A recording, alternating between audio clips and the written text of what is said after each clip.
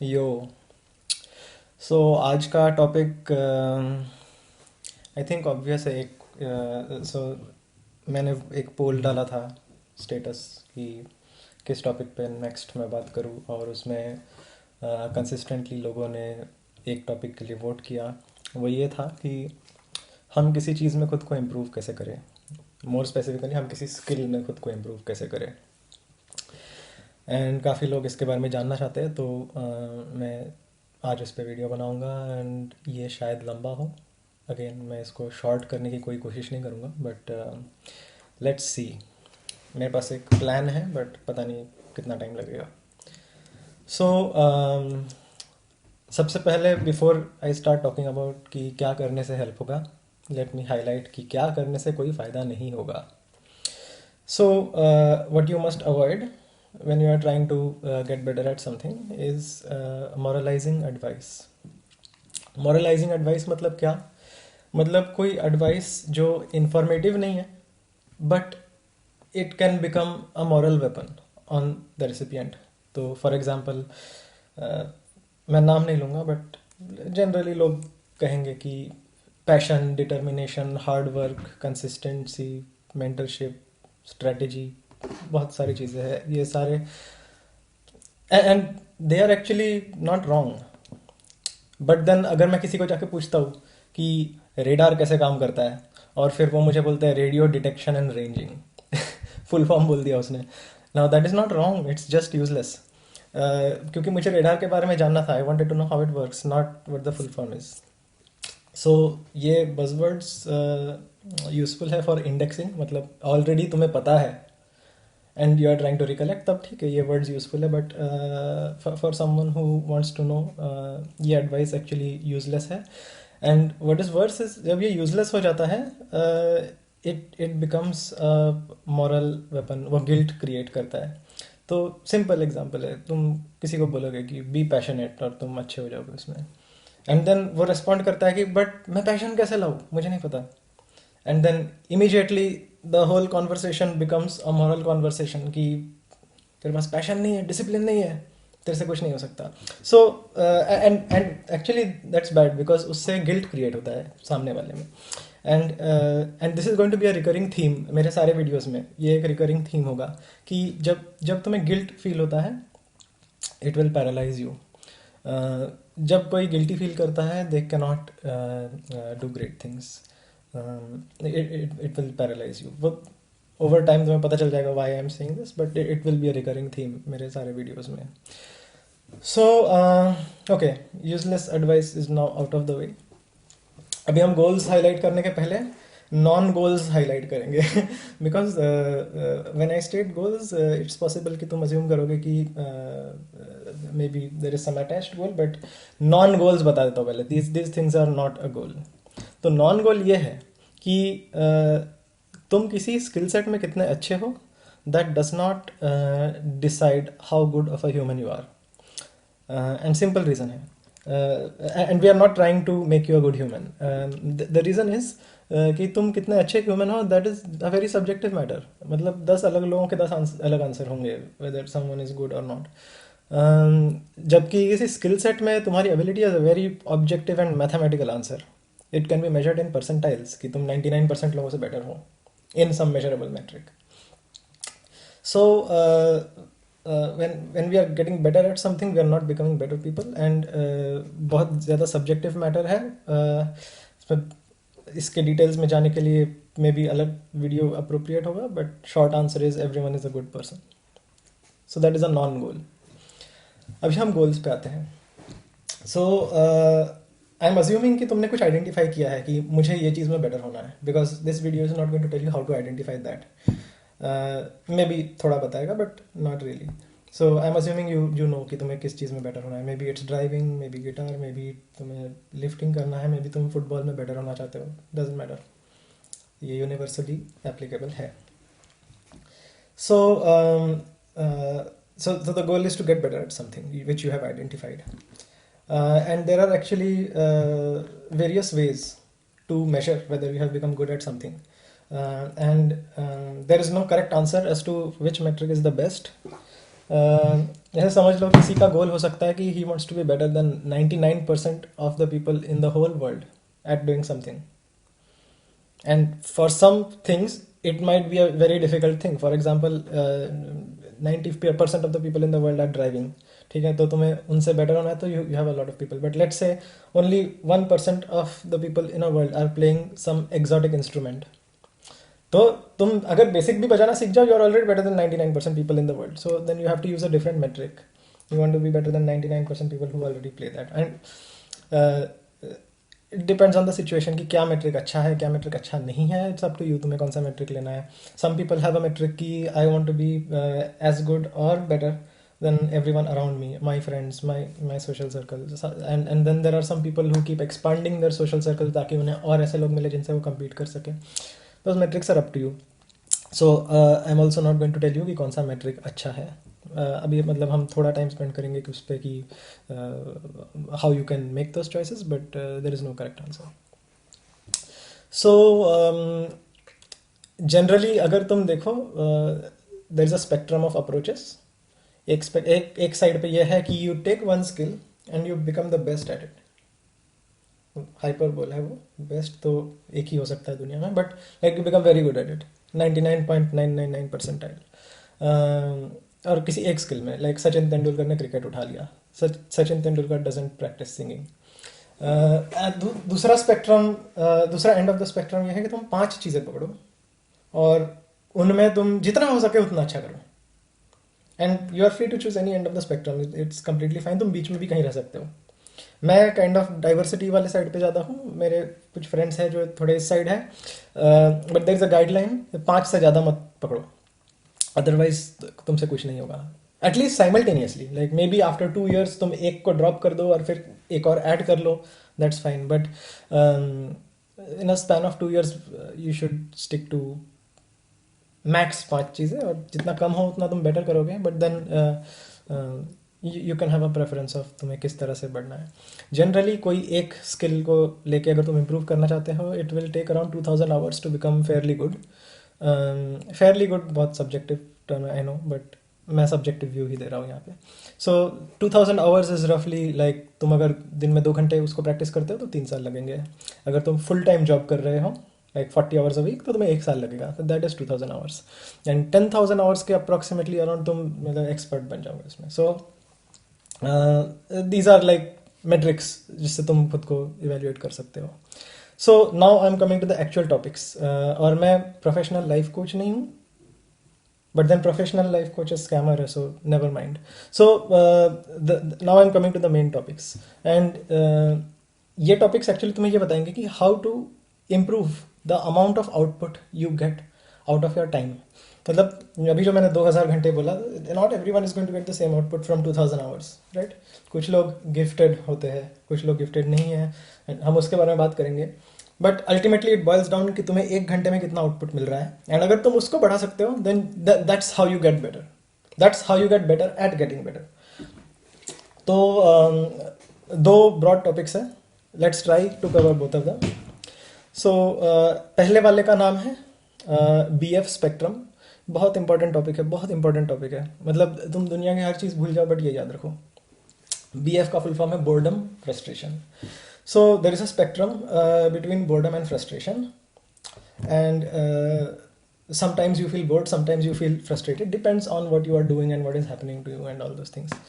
अभी ये important इसीलिए है because when you are trying to learn something, you will find yourself somewhere on the boredom frustration spectrum. और इसका reason ये है कि जब कोई चीज़ बहुत ज़्यादा डिफ़िकल्ट है, मतलब डिफ़िकल्टी एबिलिटी, अगर इन दोनों के बीच में गैप बहुत ज़्यादा है, then you will be either bored अगर डिफ़िकल्टी कम है एंड एबिलिटी ज़्यादा है, और यू विल बी फ्रस्ट्रेटेड अगर डिफ़िकल्टी बहुत ज़्यादा है एंड एबिलिटी कम है. गैप पे डिपेंड करता है, and the bigger the gap the more you are bored और फ्रस्ट्रेटेड. ठीक है, ऐसा समझ लो. So when the gap is zero, you are neither bored nor frustrated, you are engaged. And ये जो एंगेजमेंट है, इसको कुछ लोग फ्लो कहते हैं, एंड मैं इस वीडियो में उसको फ्लो बुलाऊंगा. And being in the state of flow is a good thing. Being in the state of flow क्यों अच्छा है? सो जितना तुम फ्लो में रहोगे उतना तुम सो दैट्स वाई मुझे एक्चुअली हैप्पीनेस वाला वीडियो पहले कवर करना चाहिए था, because kind of prerequisite है. But basically in short, happiness is a side effect of being in flow, among other things, or reasons है of being happy. But when you are in flow, you will intrinsically feel happy. It has nothing to do with physical sensations. Usain Bolt जब बहुत fast भागता है and like he is at the peak of his ability, उसका जो record है just उस record से close है, that's where the gap between ability and difficulty is very minimum. वहाँ पे Usain Bolt is in flow, and even though उसके muscles में क्या पता शायद बहुत पेन हो रहा है because he is exerting so much, but once he like reaches that record, he feels happiness, and that is the side effect of being in flow. And then you want to do that activity again and again and again, and you become less likely to drop out. तो when you are trying to get good at something, तुम्हारा एक बड़ा enemy ये है कि तुम drop out कर दोगे, you will just quit. तो when you are in flow, more often than not, you will be less likely to quit because you will generally be happy. And जो कंसिस्टेंसी के बारे में, यूजलेस एडवाइस में जब consistency लोग डाल देते हैं, people forget to tell you कि it's important to be in flow if you want to be consistent. So and that has to do with difficulty and ability. If you minimise the gap between difficulty and ability तो तुम flow में रहोगे. Repeat कर रहा हूँ मैं, but important है. सो अगर कोई चीज़ बहुत फ्रस्ट्रेटिंग लग रहा है, जस्ट उसकी डिफिकल्टी डिक्रीज कर दो.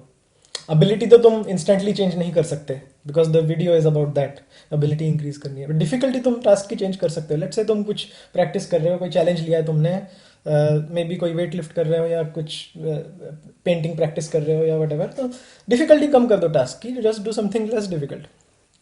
And there is nothing wrong with that. इसलिए मैं कह रहा हूँ कि मॉरलिटी को दूर रखो. Like there is nothing wrong with doing something easy. और अगर तुम बोर हो रहे हो, that is a very good sign. It means कि तुम्हारी एबिलिटी इंक्रीज हो चुकी है एज कम्पेयर टू पहले, and that's when you have to increase the difficulty of what you are doing. And generally if you know what you are doing in the BF spectrum, so you will find yourself in a good state of flow. Like gap will not be that high. तो अपने आप को ये sweet spot में maintain करो. Most people who are experts who have used their time like strategically, सारे ये जो यूजलेस एडवाइस वाले वर्ड्स हैं मैं ऐसे बोलूँगा. सो उनका सीक्रेट ये है कि वो फ्लो में रहते हैं. अब जब तुम फ्लो में नहीं हो तब तुम्हें एक फीलिंग आता है जिसको कहा जाता है cognitive stress. So boredom and frustration are actually kind of opposites, but they have one thing in common, that they both cause cognitive stress. Cognitive stress problematic चीज़ है. It decreases the productivity of your time because तो सबसे पहले तो तुम unhappy रहोगे अगर तुम cognitive stress में हो. You will want to quit. तुम छोड़ दोगे वो करना, या like you will be sad. So cognitive stress avoid करना बहुत important भी है, but also what cognitive stress will do is it will reduce the amount of learning you do. So अगर तुम cognitive stress में नहीं हो, and in the case of workout it's physical stress, but generally cognitive stress, अगर तुम cognitive stress में नहीं हो तो तुम्हारा rate at which तुम्हारे nerves नया चीज़ करना सीखेंगे, maybe painting, singing, driving, whatever, it will be higher. ऐसा सोचो ना, तुम ड्राइविंग सीख रहे हो और साइड वाला तुम्हें डांटे जा रहा है and you are in cognitive stress, नहीं हो पाएगा. it's tougher. तो खुद को cognitive stress से दूर रखो, and one of the ways to avoid, it's not the only, one of the ways to avoid cognitive stress is to be in state of flow. इसलिए बहुत ज़रूरी है. and of course the like dead simple way, and this anyone can do this, is कि तुम difficulty adjust करो task की according to your ability. ये बहुत important है. ये rule 0 है, ठीक है. अभी रूल 1 पे चलते हैं. रूल 1 पे नहीं, एक्चुअली रूल 0 में और ब्रांचेस हैं. सो अगर रूल 0 इतना सिंपल होता जितना मैंने अभी कहा, then everyone would be equally skilled, because ultimately सबको खाली डिफिकल्टी ही तो एडजस्ट करना है, एंड दैट्स सो इजी. तो by the way, this is one of the reasons why schooling systems are fucked, because 40 बच्चों को साथ में पढ़ाते हैं और किसको कब क्या डिफिकल्ट लग रहा है वो एडजस्ट कर ही नहीं सकते. They do it at the average difficulty. जितना लोग they try to maximize the number of people who are at flow, but लोगों की abilities अलग है, so most people are left out. तो नाउ कमिंग टू 3 स्ट्रेटजीज। तो पहला strategy actually strategy नहीं है, इसको तुम गिफ्ट कह सकते हो। तो हम जब कहते हैं ना कि someone is gifted in something, वो टैलेंटेड है या जो भी है, and we are referring to something which is internal, मतलब मे बी उसने कुछ किया ही नहीं, पैदा होके उसको गिटार बजाना आता था, समथिंग लाइक दैट। बट मैं अभी डिसेक्ट करने वाला व्हाट इज अ गिफ्ट। सो सबसे पहले तो ये समझ लो कि पैदा होके किसी को कुछ नहीं आता। अगर 5 साल का बच्चा भी बहुत अच्छा गिटार बजा रहा है, उसने प्रैक्टिस किया, उसने उतने घंटे डाले हैं, उसने उतने घंटे यूजफुली डाले हैं, उसके घंटे बहुत प्रोडक्टिव थे। क्यों थे? Like what is the biological difference जिसकी वजह से ये हुआ? Why only him, why not other other kids? तो अब मैं गिफ्ट पे आ रहा हूँ। So now every person has some biological differences in the way they perceive the world. मतलब ये कि मैं जब छोटा था, मुझे एरोप्लेन की आवाज़ सुन के रोना आ जाता था। इट वॉज वेरी लाउड, मेरा दिमाग खराब हो जाता था। एंड बाकी बच्चों को इतना नहीं होता था, वो रोने नहीं लगते थे। ऑफ कोर्स सबको लाउड लगता है, बट वो रोते नहीं थे। सो बट एज आई ग्रू, मैं बड़ा होता गया, एंड देन मुझे रियलाइज़ हुआ कि मैं साउंड्स को ज़्यादा सेंसिटिव हूँ। अगर मुझे कोई सॉन्ग सुनाई देता है, मैं उसके अंदर ज़्यादा कॉम्प्लेक्सिटीज़, ज़्यादा शेप्स सुन सकता हूँ जो दूसरे लोग नहीं सुनते। मतलब पता नहीं वो सुनते हैं नहीं, एटलीस्ट मुझे कोई मोस्ट लोग डिस्कस करते हुए नज़र नहीं आते। But because of this, and since मुझे ये साउंड को अप्रिशिएट करना, उसके डिटेल्स में घुसना अच्छा लगता है, नेचुरली मैं उसको एंजॉय करता हूँ। बिकॉज मे बी मेरे कान उसको अलग तरह से परसीव करते हैं as compare to someone else, but वो मैं कभी नहीं बता सकता। बट मुझे ये पता है कि I enjoy getting into details of sounds more than other people. And हर किसी का एक डिफरेंट अमाउंट होगा जितना वो डिफरेंट चीज़ों को एंजॉय करता होगा। आई नो दैट मुझे पेंटिंग्स बनाने को नहीं आता है, I am very bad, because मैंने उतना प्रैक्टिस नहीं किया। एंड मैंने उतना प्रैक्टिस नहीं किया बिकॉज मुझे मज़ा नहीं आता।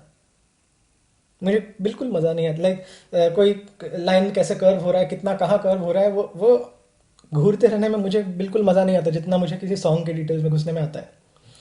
एंड हर किसी को अलग अलग चीज़ों में मज़ा आता है। किसी को ड्राइविंग में आता है, किसी को हैंड आई कोऑर्डिनेशन में आता है। गेमर लोग अपनी लाइफ पूरी गेमिंग में गुजार देते हैं। There are many different things, and identify करना ज़रूरी है। फॉर एग्जाम्पल, मैं छोटा था तो मैं सारे स्पोर्ट्स में मार खाता था, मुझे कुछ नहीं आता था, कोई स्पोर्ट नहीं आता था, ठीक है। एंड मुझे हमेशा लगता था कि फिजिकल एक्टिविटीज़ में मैं कुछ नहीं कर सकता था। बट हाइंड साइड में रियलिटी यह है कि मेरी हैंड आई कोऑर्डिनेशन खराब है, and that's why most games में मैं खराब था। चाहे वो टेनिस हो, टेबल टेनिस हो, क्रिकेट हो, फुटबॉल हो, हैंड नहीं है but like motor response time. So उसका रिजल्ट क्या था? व्हेन आई अंडरस्टैंड कि मेरा जो मोटर रिस्पॉन्स टाइम खराब है, simply I get into physical activities जिनमें उनकी ज़रूरत नहीं है, लाइक वेट लिफ्टिंग, ठीक है। So you need to understand कि तुम्हें क्या पसंद है, क्या नहीं पसंद है, and that has to do with lot of self discovery. उसमें तो उस पर मैं अलग वीडियो बनाऊंगा किसी दिन। But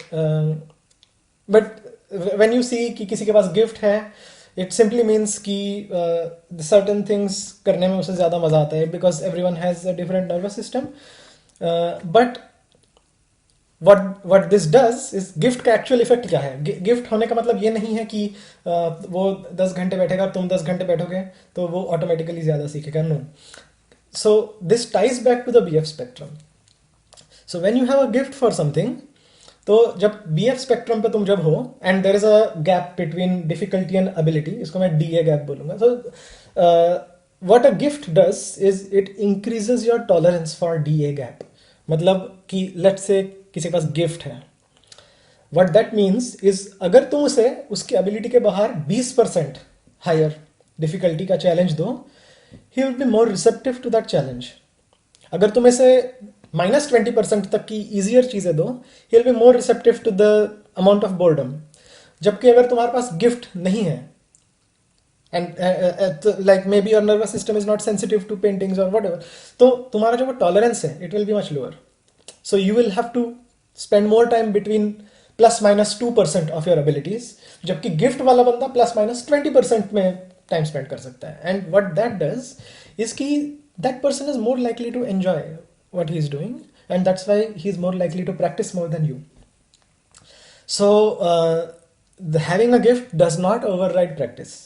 and does not override flow practice. It just decreases the probability that you will be in flow, but you can always adjust that by focusing more on difficulty adjustment. So let's say कि तुम्हारी tolerance सिर्फ 3% है, ठीक है, but now that you know about BF spectrum, you will adjust the difficulty of your task so that you are within that range. So तुम उस पर ज़्यादा टाइम फोकस कर सकते हो and you can practice for longer. The gift does not override practice. ये moral of the story है. ये गिफ्ट्स के बारे में मैं ये बताना चाहता था, ठीक है. अब नाउ दैट यू नो कि ये गिफ्ट जो है ये तुम्हारी डीए टॉलरेंस को बढ़ाता है या घटाता है.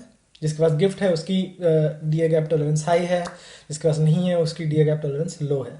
Now there are other things जिनसे तुम डीए गैप टॉलरेंस को बढ़ा सकते हो, and that's a good thing, because तुम अगर डीए गैप टॉलरेंस को बढ़ा सकते हो you can simulate a gift even though तुम्हारे पास गिफ्ट नहीं है.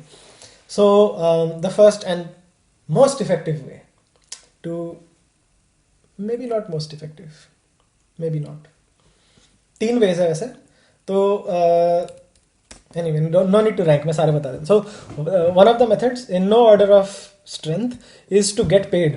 So अगर तुम्हारा कोई चीज़ जॉब है, you are getting money for that, you are getting paid रोज, तो हाँ तुम्हारी सैलरी उस वजह से आ रही है, then automatically your DA gap tolerance increases. कि कोई चीज़ अगर एक्स्ट्रा चैलेंजिंग हो जाए you will put that much effort because you are getting paid. कोई चीज़ एक्स्ट्रा बोरिंग हो जाए you will still put effort because you are getting paid. So उससे तुम्हारा गैप टॉलरेंस बढ़ता है. And there are other ways to increase gap tolerance. One of them is meaning बहुत subjective चीज़ है, but let me explain. तो जो चीज़ तुम कर रहे हो, if you feel that is useful to you और to other people, then your DA gap tolerance is likely to increase. एक सिंपल सा एक्सपेरिमेंट हुआ था इस पर. मैं फास्ट जाने को ट्राई कर रहा हूँ बट टॉपिक बड़ा है, क्या करूँ. सो सिंपल सा एक्सपेरिमेंट था इस पर कि lot of volunteers were called. उनको बोला गया कि हम चैरिटी में मतलब हम बच्चों को सामान देने जा रहे हैं, we are going to give them clothes and everything. तो हम लोगों से ओरिगामी बनवा रहे हैं. ओरिगामी मतलब वो पेपर फोल्डिंग जो टॉय डक वगैरह बनाते हैं लोग, हम वो बनवा रहे हैं. And you can volunteer to make some of them एंड हम तुम्हें पे करेंगे, we will pay you like some dollars. तो एक्सपेरिमेंट में ये हुआ कि लोगों ने ओरिगामी के वो बनाए, उनको ट्रेन किया गया, उन्होंने ओरिगामी के वो बनाए, उनको $1 दिया गया. तो फिर उनको पूछा गया कि क्या तुम एक और बनाओगे. तो लोगों ने बोला हाँ, बट नेक्स्ट टाइम तुम्हें $1 नहीं मिलेगा, तुम्हें 90 सेंट्स मिलेंगे, मतलब 10% कम पैसे मिलेंगे. तो लोगों ने बोला ठीक है चैरिटी है, दो हम करेंगे. तो उन्होंने कर दिया. तो फिर जो एक्सपेरिमेंट कंट्रोल है वो उस रिवॉर्ड को घटाते गए, मतलब 90 सेंट से फिर 80 सेंट कर दिया, फिर 70 सेंट्स कर दिया, धीरे धीरे वो पैसे घटाते गए.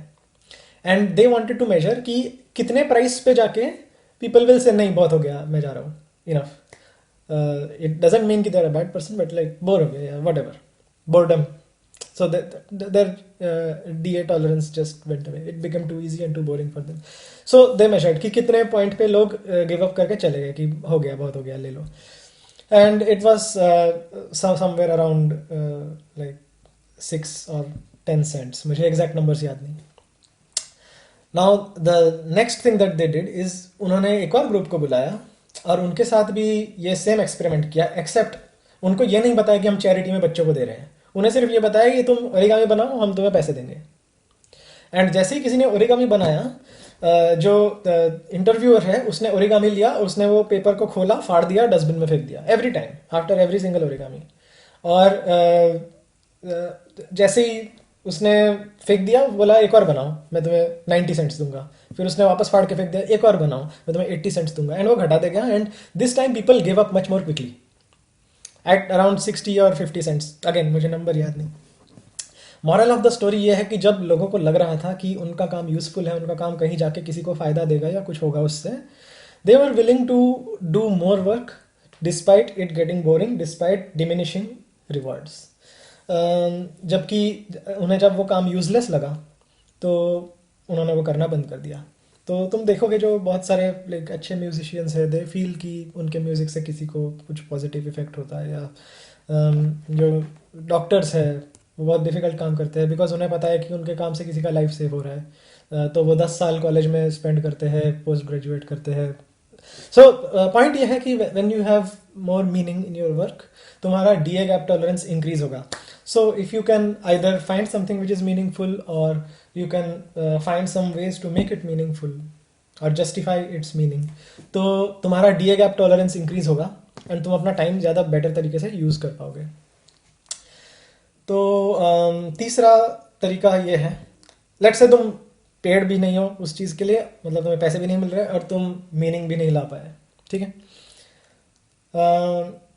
सो मीनिंग का एक एग्जांपल देता हूँ. तो फिटनेस डिफिकल्ट हो जाता है and like for many people it's about looking good and once you start looking good it's difficult to keep justifying कि हम क्यों फिटनेस करते रहे. बट देन मैं खुद को ये जस्टिफिकेशन देता हूँ कि जब मैं बूढ़ा हो जाऊँगा I should have the energy to play with children. तो ऐसे चीज़ों से तुम किसी भी चीज़ को मीनिंग दे सकते हो. सो लेट्स से तुम मीनिंग भी नहीं दे पाए, लेट्स से तुम्हें पैसे भी नहीं मिल रहे हैं, you can still do something to increase the DA gap tolerance. DA gap tolerance, again, reminder, difficulty ability gap tolerance. So, and this is called gamification. And again, ये full proof चीज़ है because this is something you do. It's not dependent on whether you are getting paid or whether there is some usefulness.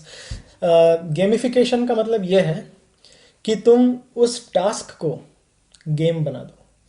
तो and gamification पे पूरा एक अलग video हो सकता है, but basically set very very micro goals, short term छोटे छोटे गोल्स सेट करो और उन छोटे गोल्स को अकॉम्प्लिश करने पे खुद को कुछ छोटा सा रिवॉर्ड दो. That is gamification.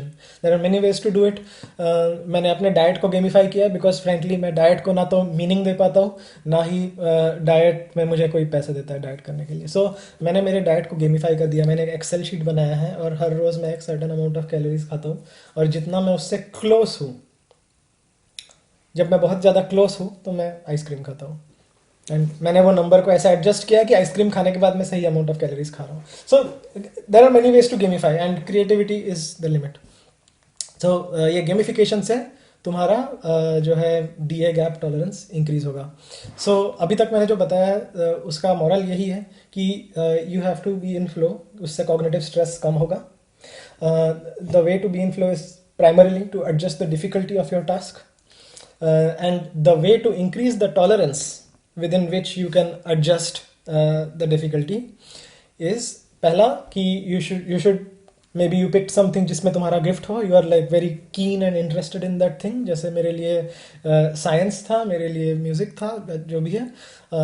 और सेकंड पॉसिबल ये है कि let's say someone is paying you for it or maybe you can get paid if you improve yourself in it. तीसरा ये है कि you find some meaning in it. you make मतलब तुम उससे किसी को हेल्प कर रहे हो. और चौथा ये है कि तुम उसे गेमिफाई कर दो, then it's just pure fun और तुम्हारा जो वो इंक्रीज हो जाएगा. Like whenever you are bored you have a challenge, the game is the challenge and whenever you are frustrated you just don't want to lose the game और तुम चालू रहोगे. तो उससे गैप इंक्रीज होता है. नाउ सो BF स्पेक्ट्रम पे हमने बहुत डिस्कस कर लिया, बोर्डम फ्रस्ट्रेशन स्पेक्ट्रम पे. अभी हम एक कंप्लीटली दूसरे टॉपिक पे जाएंगे which will also explain how you can improve yourself in something, and this has to do with something जिसके बारे में हमने बिल्कुल जीरो बात किया इससे पहले. इससे पहले हमने सिर्फ ये बात किया कि टाइम कैसे ज़्यादा स्पेंड करना है और वो यूजफुल टाइम कैसे हो. अभी जो हम स्पेंड करेंगे आधा घंटा हो गया, बट मैं बोलते रहूँगा, इसको नहीं देखना है बंद करो. सो हाँ, तो इस टॉपिक को मैं बोलता हूँ इनर गेम, और इस पर एक पूरा बुक है, इनर गेम ऑफ टेनिस. तुम चाहो तो वो पढ़ सकते हो और बहुत अच्छा बुक है. And this again ties back to guilt, जो मैंने शुरू में कहा था कि guilt will paralyse you and all that. But so ये इंटरेस्टिंग टॉपिक है and this is probably another one of those secrets जो मतलब सक्सेसफुल लोगों के क्या सीक्रेट्स है. तो so this is basically about when you try to improve yourself in something, your brain needs feedback. तो even machines, आजकल जो मशीन लर्निंग एल्गोरिदम्स हम लिखते हैं उसमें भी ये बहुत ही वाइड स्प्रेड टॉपिक है कि you should have some way to measure internal systems and measure external systems. मतलब ये कि लेट्स से टेनिस ले लो, बुक टेनिस पर है, मैं ऐसे ही टेनिस पर बोलता हूँ अभी, बट तुम किसी भी चीज़ पे लगा सकते हो. इवन म्यूज़िक पे, ड्राइविंग पे या स्कीइंग पे, किसी पे भी लगा सकते हो. सो फर्स्ट ऑफ ऑल तुम्हें या तो बाय योर आईज और बाय योर ईयर्स और maybe by your tongue in the case of cooking, you have to get some sensory input of your of your productive output. So जैसे तुम अगर tennis खेल रहे हो and तुम बहुत घटिया शॉट मारते हो, बॉल कोर्ट के बाहर चला गया, and you need to know why that ball went out. And in order to know why that ball went out, first of all तुम्हें ये देखना है कि बॉल किस तरह से आ रहा है. You should have very detailed focus on वो बॉल कैसे आ रहा है, कहाँ से आ रहा है, every time it's going out, in what circumstances is it going out, कितने स्पीड से आ रहा है, जब वो स्लो है क्या वो बाहर जा रहा है, when it's fast it's also going out. So you have to take into account as many external details as you can. ठीक है, ये इंफॉर्मेशन अब्जॉर्ब करना बहुत ज़रूरी है. And the reason is because तुम्हें गोल पता है कि तुम्हें बॉल अंदर मारना है, फास्ट मारना है और अच्छा शॉट मारना है, whatever the fuck that means. But you have to look at the environmental variables which result in that. तो let's say for example racket के सेंटर से मारना है और तुम रैकेट के एज से मार रहे हो, then you know the problem. ठीक है, सो you have to have a sensory input of the external world. ठीक है. सेकेंड चीज जो तुम्हें करना है as a part of inner game is you have to have some sense of the internal systems. मतलब कि लेट्स से तुमने जब टेनिस बॉल को मारा रैकेट से एंड वो सेंटर पे नहीं लगा, वो एज पे लगा. ठीक है, there is some sensory feeling जो तुम्हारे मसल्स में हो रहा है when you make that shot. तुम जब अपने हाथ को स्विंग करते हो, there is some way in which you swing it and like you don't really consciously swing it. मतलब जो लास्ट मिनट एक्टिविटीज होती है, मोटर एक्टिविटीज होती है, तुम क्रिकेट में शॉट मार रहे हो, फुटबॉल में किक मार रहे हो, वेरी फास्ट एक्टिविटीज एंड तुम्हारे नर्व्स उसको ऑटोमेटिकली करते हैं. And sometimes they do it wrong in the beginning, sometimes they do it right random है, but for expert somehow always they do it correct. ठीक है, तो the reason we are discussing is how do they get to that point. So the internal monitoring system is basically that तुम्हें ये ध्यान में लेना है कि when you are making that shot in tennis, what exactly are you feeling in your back, in your legs, in your arms. तुम्हारे पूरे body का जो posture है या फिर तुम्हारा जो aggression level है, ये सारी चीज़ों पे तुम्हारा एक monitor होना चाहिए. ठीक है, and these things seem very useless right now, but now you are about to combine both of those things. So जब तुम एक्सटर्नल वर्ल्ड को मॉनिटर कर रहे हो और जब तुम इंटरनल वर्ल्ड को मॉनिटर कर रहे हो, that is when your brain can do magic. तो you know that certain external outcomes are bad, you know that certain external outcomes are good, and when I say you it means your brain knows. तो the only problem is most of the times you are getting very garbage data when you are practising. मतलब may be तुम्हारा ध्यान कहीं और है, तुम्हारा focus नहीं है, and we will tie this to guilt very quickly. But point ये है कि you have to have a very strong data feed between external world and internal world, because every time you do something bad, let's say तुमने बाहर shot मारा, happens, but if you had a very good observation of what happened in the external world in that bad shot, and if you had a very strong understanding of what happened in your internal world in that bad shot, you will know कि ये चीज़ वापस नहीं करना है. If I see the ball coming like that, I do not do this thing again. ये एक example है. और अब मैं टेनिस छोड़ रहा हूँ, मेरे को टेनिस नहीं आता, मैं डेडलिफ्ट के बारे में बताता हूँ. सो जब मैं शुरू में लोगों को डेडलिफ्ट सिखाता हूँ, तुम्हें पहले वो पोस्चर मास्टर करना पड़ता है, and you have to master it to a point कि you don't even have to think about it, you should always get the posture right, you should never get it wrong. Even तुम्हें कोशिश करके भी गलत नहीं होना चाहिए वो posture. That's how well you should know that posture. And वो करने के लिए what you have to do is someone has to observe you and tell you कि नहीं ये गलत है, नहीं ये सही है, and so on. And while you are getting that feedback from the person, you are also focusing on your whole body and trying to understand how every posture feels.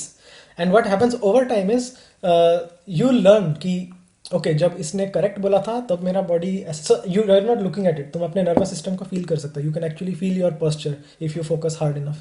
तो your brain will automatically start doing more of the things which it identifies as correct and less of the things which it identifies as wrong. इसको myelination कहते हैं. पिछले video में भी मैंने कहा था माइलिनेशन, वापस कह रहा हूँ. और इसके लिए ज़रूरी है brain has to get the right feeds.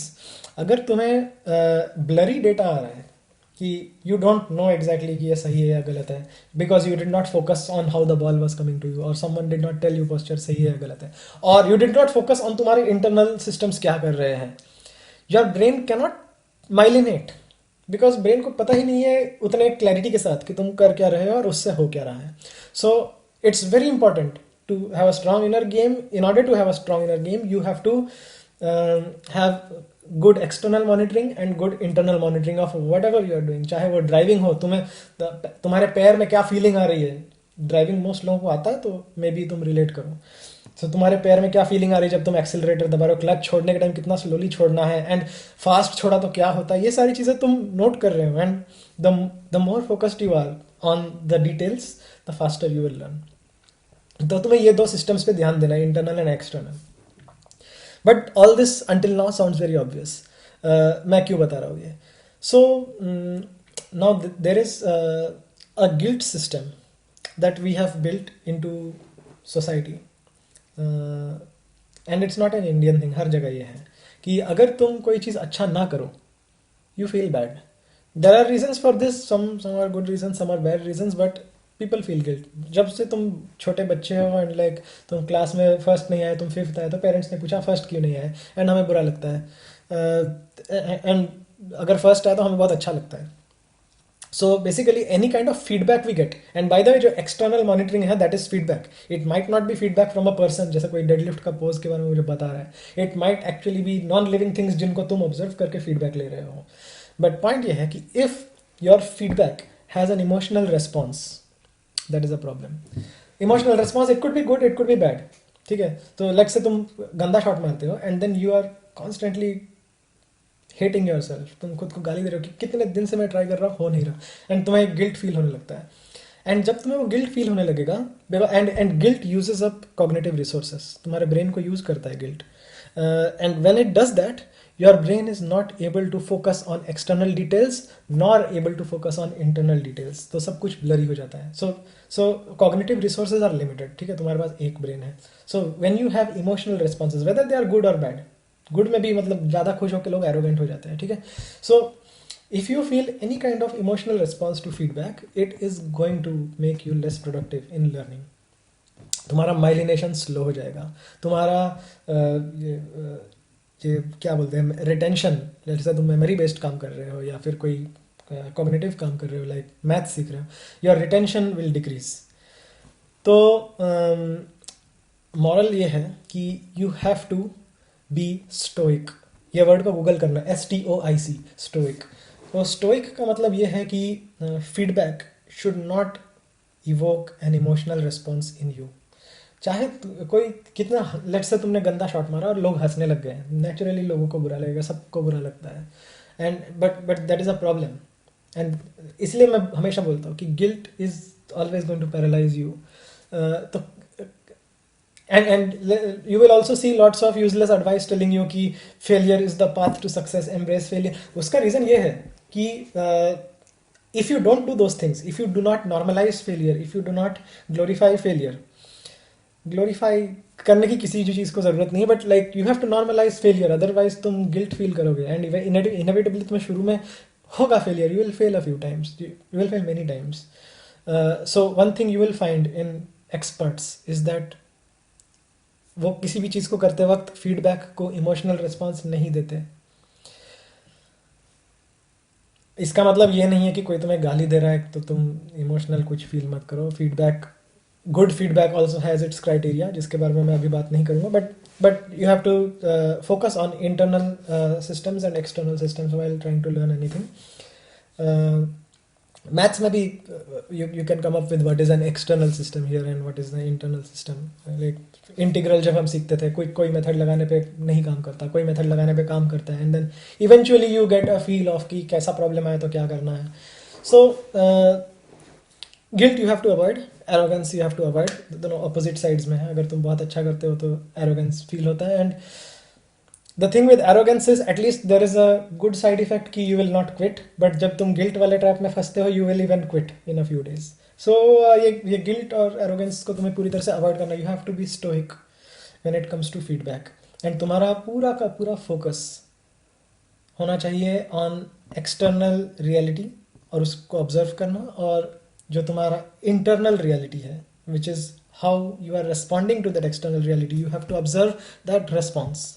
जब तुम इन दोनों चीज़ों को ऑब्जर्व करोगे, तब तुम अपने हर मोमेंट को मैक्सिमाइज करोगे, like you will have as much myelination as possible. And this will tie back to the BF spectrum, by the way, because जब तुम्हारा like amount of learning you are having per unit time, if it increases, your DA gap tolerance will increase. It kind of has the same effect that a gift has, exactly नहीं, but gift जैसा ही है kind of, because in that moment you are observing everything very clearly. जो जिनके पास gift है, they are able to observe things in much more resolution, and that's why they are interested in observing it. But point ये है कि like you have to have excellent monitoring on inner systems and outer systems, and you have to prevent emotional responses from blocking that monitoring. अगर तुम ये नहीं कर पाते हो, then there are some ways to बहुत लोगों का अटेंशन स्पैन वीक होता है, तो ये करना डिफिकल्ट है. If you have a strong attention span, you will be able to do that. ये तुम फेलियर को इग्नोर करके काम करते रहो, because you do not focused on that. But if you have a very weak attention span, मतलब किसी ने तुम्हारे फेलियर पे हंस दिया और तुम रात भर उसके बारे में सोचते रहे, दैट इज़ अ प्रॉब्लम. उस प्रॉब्लम के अलग सोल्यूशंस हैं which have nothing to do with like improving skill sets, but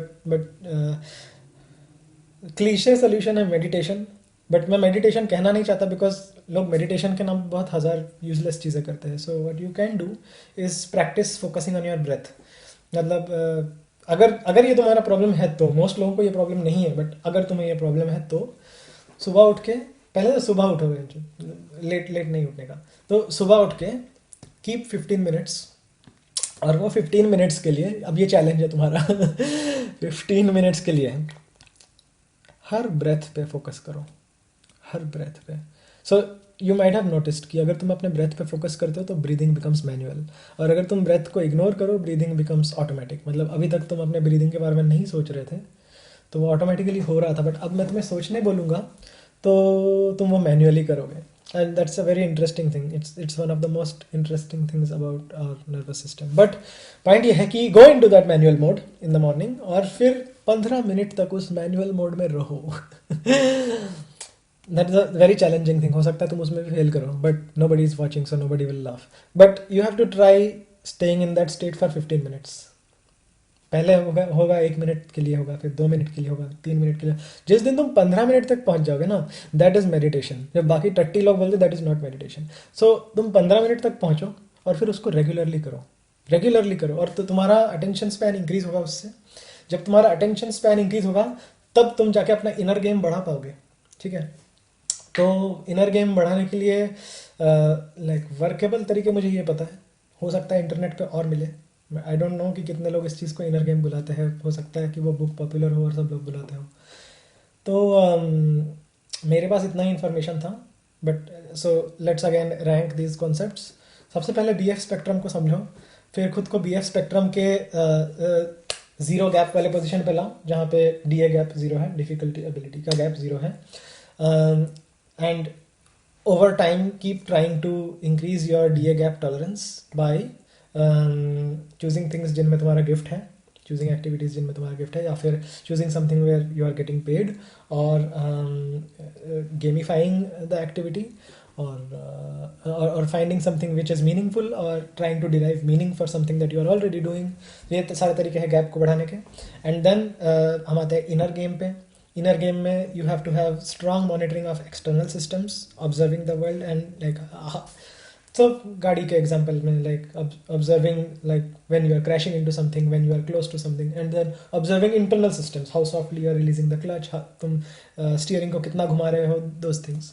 you have to have strong monitoring for external and internal systems both.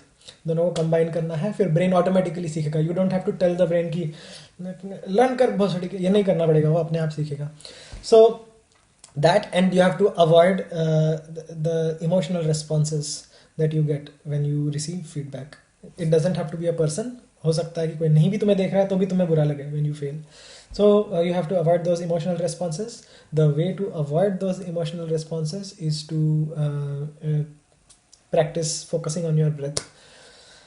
45 minutes के अंदर मैंने ख़त्म कर दिया, ज़्यादा लंबा नहीं किया.